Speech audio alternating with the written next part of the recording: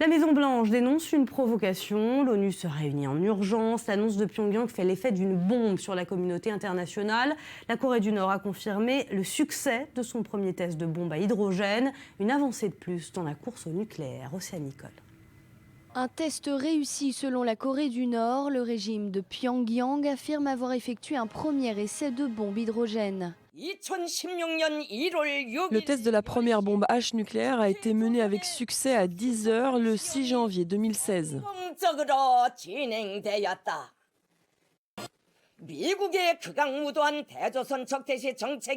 Nous ne renoncerons pas à un programme nucléaire tant que les États-Unis maintiennent leur position agressive. L'essai a eu lieu sur le site historique des tests nucléaires nord-coréens aux environs de 9h30 heure locale. Résultat, un séisme d'une magnitude située entre 4 et 5 a été ressenti dans la région. Un test qui inquiète l'opinion internationale. La Maison-Blanche a immédiatement réagi. Elle condamne fermement cette violation de la résolution du Conseil de sécurité de l'ONU. Les États-Unis appellent la Corée du Nord à respecter ses obligations et ses engagements internationaux. Même discours pour la France. François Hollande condamne cette violation inacceptable et appelle à une réaction forte de la communauté internationale. Le Japon, quant à lui, juge cet acte extrêmement sérieux. L'essai nucléaire de la Corée du Nord est une menace sérieuse pour la sécurité de notre nation et il ne doit absolument pas être toléré. Nous le dénonçons vivement.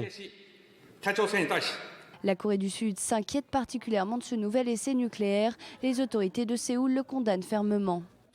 Nous allons prendre toutes les mesures possibles, y compris de nouvelles sanctions des Nations Unies, en coopérant étroitement avec la communauté internationale, avec nos alliés. Il faut que la Corée du Nord paye le prix de cet essai nucléaire.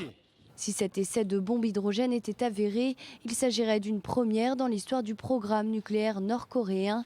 Le dernier test nucléaire du pays remonte à 2013, après ceux de 2009 et de 2006. Ces essais avaient été vivement condamnés par la communauté internationale.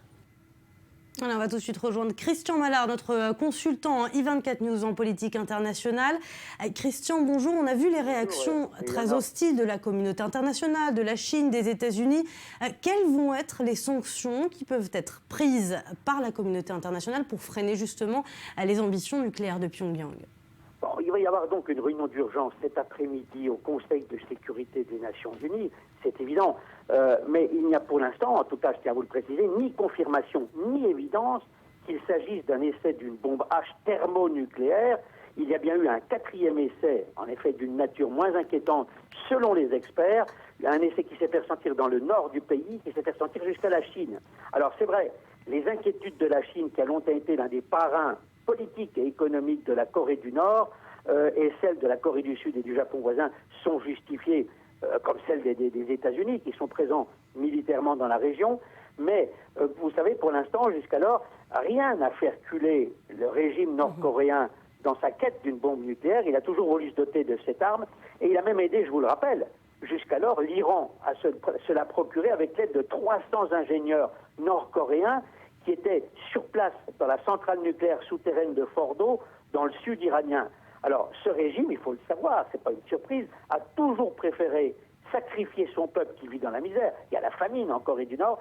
Il l'a toujours sacrifié à l'arme nucléaire. Ça, c'est toujours été sa ligne politique. Merci Christian Mallard pour cette analyse.